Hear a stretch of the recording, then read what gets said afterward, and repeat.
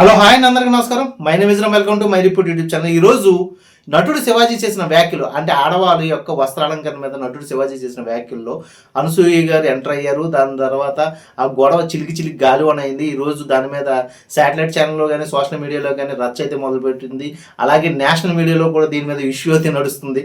అలాగే తెలుగు రెండు రాష్ట్రాల్లో జనం ఏమనుకుంటున్నారు అనే దాని మీద పూర్తిగా వివరణ అయితే నేను ఇచ్చేసాం.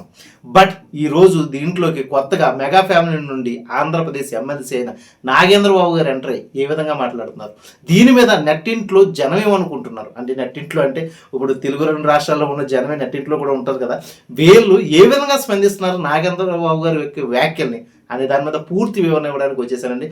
ఇంకెందుకు ఆలస్యం, వీడియోకి వెళ్ళిపోదామా? ఈ నటుడు శివాజీ చేసిన వ్యాఖ్యలు ఏదైతే ఉన్నాయో ఈ వ్యాఖ్యలు ఇప్పుడు ఈ వీడియో చూస్తున్న జనాలందరికీ తెలుసు, కొత్తగా నేను చెప్పాల్సిన అవసరం లేదు. ఎందుకంటే ఆయన ఆడవాళ్ళు వస్త్రాలు పూర్తిగా కప్పుకుంటేనే మీకు మీ కుటుంబాలకి శ్రీరామ రక్ష అంటూ దాంట్లో కొంచెం సామాన్లు లేకపోతే దద్రేయాలు అనే ఒక 2-3 పదాలని తన వాడుక లాంగ్వేజ్ అని అనకూడదు, బట్ ఏంటంటే వాడుక లాంగ్వేజ్లోకి వచ్చేసిన ఆ పదాలని వాడడం అనేది తప్పు అంటూ ఆయన క్షమాపణ కూడా కోరడం జరిగింది.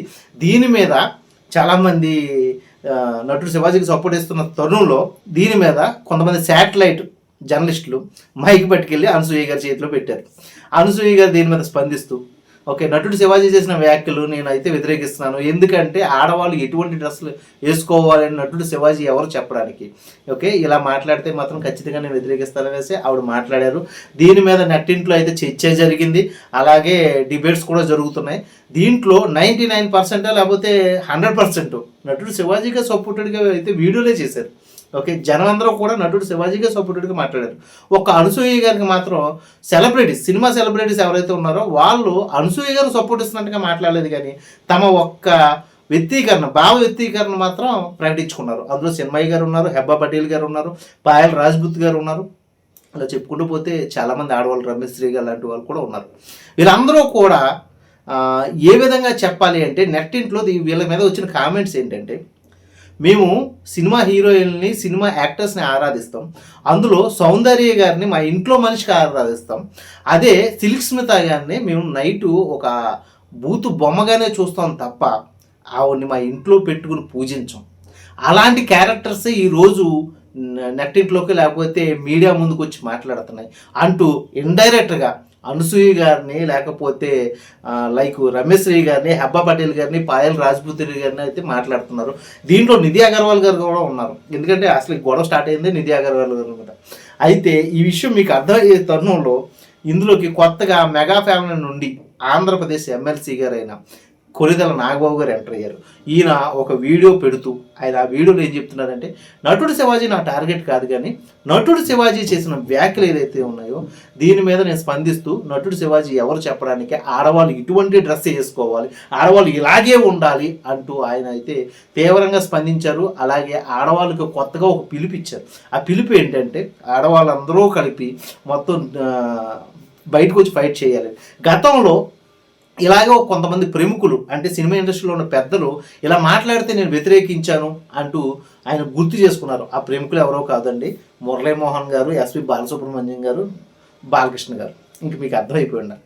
అయితే ఈయన చేసిన వ్యాఖ్యల్లో ఎక్కువ ఆడవాళ్ళకి సపోర్ట్ ఇస్తున్నట్టుగా మాట్లాడుతూ నటుడు శివాజీని వ్యతిరేకిస్తున్నట్టు, లేకపోతే నటుడు శివాజీ లాంటి వాళ్ళు వ్యాఖ్యలను వ్యతిరేకిస్తూ ఆయన అయితే స్పందిస్తూ ఆడవాళ్ళు ఎందుకు వచ్చి బయట ఫైట్ చేయరు.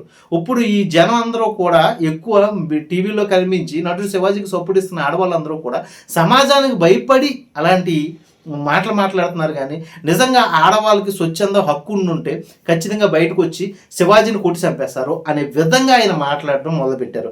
అలా మాట్లాడుతూ అందరూ బయటకు వచ్చి ఫైట్ చేయండి లేడీస్, ఓకే మీ వెనకాల మేము ఉన్నాము, మీరు ఫైట్ చేయండి అని అంటున్నారు. దీని మీద నెట్టింట్లో చాలామంది కామెంట్ రూపంలో తెలియజేసేది ఏంటంటే, ఇప్పుడు నటుడు శివాజీ గారి మీద సుమోటోగా కేసు బుక్ అయింది. ఈ రోజు డిసెంబర్ 27, 2025 ఆ కేసుకి శివాజీ గారు హాజరు కావాలి. ఎందుకంటే హైదరాబాద్ హ్యూమన్ కమిషనర్ చైర్మన్ ఆయన నేరేళ్ల శారదా గారు ఎవరో కేసు పెట్టకుండానే సుమోటోగా కేసు తీసుకుని నటుడు శివాజీ గారి వ్యాఖ్యలు ఆడవాళ్ళని ఇబ్బంది కలిగించే విధంగా ఉన్నాయనేసి అతన్ని విచారణకు రమ్మన్నారు. అయితే ఇలాగే ఇప్పుడు ఎమ్మెల్సీగా ఉన్న నాగేంద్రబాబు గారు ఇటువంటి గొడవలను సర్దుమాటు చేయకుండా అతను కూడా ఉద్యమానికి పిలుపునిస్తూ రేపొద్దున ఇప్పుడు ఈ ఆడవాళ్ళు మగవాళ్ళ అనే ఈ డిబేట్ గొడవలో ఇద్దరు సమానమైన వేసి సర్ది చెప్పడం పోయి దీన్ని బాగా గొడవను రేకెత్తించే విధంగా నాగేంద్రబాబు గారు వ్యాఖ్యలు ఉన్నాయి అంటూ నెట్టింట్లో చాలామంది నాగేంద్రబాబు గారిని వ్యతిరేకిస్తూ ఇప్పుడు ఈ ఉద్యమానికి పిలుపునిస్తే నాగేంద్రబాబు గారు రేపొద్దున కొంతమంది ఆడవాళ్ళు అంటే దీన్ని పరిగణనలు తీసుకుని సెలబ్రిటీ అవ్వాలనుకున్న కొంతమంది ఆడవాళ్ళు కానీ మగవాళ్ళు కానీ లేకపోతే ఈ సో కాల్డ్ పీపుల్స్ కానీ రోడ్డు మీదకి వచ్చి ఏ విధంగా గొడవ పెట్టుకుంటారు, ఆ గొడవల్లో ఎవరికైనా ఏదైనా అయితే ఏంటి పరిస్థితి, దీని మీద ఎవరో కూడా అంటే తెలుగు 2 రాష్ట్రాల్లో ఉన్న ఈ పోలీస్ కమిషనర్స్ అంటే ఇప్పుడు హైదరాబాద్ పోలీస్ డిపార్ట్మెంట్ కానీ లేకపోతే ఆంధ్రప్రదేశ్ పోలీస్ డిపార్ట్మెంట్ కానీ సుమోటోగా కేసు తీసుకుని నాగేంద్రబాబు గారి యొక్క వ్యాఖ్యను వెనక్కి తీసుకునే విధంగా కానీ లేకపోతే నాగేంద్రబాబు గారిని కంట్రోల్ చేసే విధంగా కానీ ఉండదా? ఓకే, దీని మీద పవన్ కళ్యాణ్ గారు స్పందించారా అంటూ చాలామంది అయితే నెట్టింట్లో కామెంట్ చేస్తున్నారు. మరి దీని మీద నాగేంద్రబాబు గారు ఏ విధంగా స్పందిస్తారో, తన వ్యాఖ్యల్లో ఆ లాస్ట్ 2 words ఏదైతే ఉన్నాయో బయటకు వచ్చి ఉద్యమం చెయ్యండి అనే వర్డ్స్ ఏదైతే ఉన్నాయో మరి దాన్ని ఆయన వెనక్కి తీసుకుంటారా? నాగేంద్రబాబు గారికి ఇంకొంచెం మంది చేసిన వ్యాఖ్యలు అయితే కొంచెం బాధ కలిగించినాయి. అందులో కౌరుడు చెప్పొచ్చాడు, ఓకే, ద్రౌపది బట్టలు ఇప్పిందంటే అనసూయ గారిని, ఓకే, ఒక శకుని ఎక్కడో ఉండి దొంగచోటుగా మాట్లాడుతున్నాడు అంటే నాన్వేషణ, ఓకే, అతను కూడా ఈ కంటెంట్లోకి అతను కూడా వచ్చి అతను మాట్లాడే భాష ఏదైతే ఉందో చాలా వల్గర్గా ఉంటుంది. అతను కూడా ఇప్పుడు మన గరికపాటి నరసింహారావు గారిని కానీ లేకపోతే ఈ సోకాళ్ళు పెద్ద మనుషులు కానీ ఆయన మాట్లాడుతున్నట్టు శివాజీ గారిని అయితే మరీ నీచంగా మాట్లాడుతూ ఆయన చేసిన వ్యాఖ్యలు ఏదైతే ఉన్నాయో అవి చాలా గుహంసాకరంగా ఉన్నాయి, చాలామందిని బాధ పెట్టే విధంగా ఉన్నాయి అనేసి నెట్టింట్లో మాట్లాడుతున్నారు. అలాగే గతంలో శ్రీజ అంటే మెగాస్టార్ ఫ్యామిలీలో చిరంజీవి గారి కూతురు శ్రీజ ఇలాగే కుటుంబాన్ని వ్యతిరేకించి కుటుంబం నుండి నాకు రక్షణ లేదని బయటికి వెళ్ళిపోయినప్పుడు ఈ నాగేంద్రబాబు గారు ఎక్కడున్నాడు అంటూ వ్యాఖ్యలు చేశారు. మరి దీని మీద నాగేంద్రబాబు గారికి స్పందన తెలియజేయాలనేసి చాలామంది అయితే కోరుకుంటున్నారు.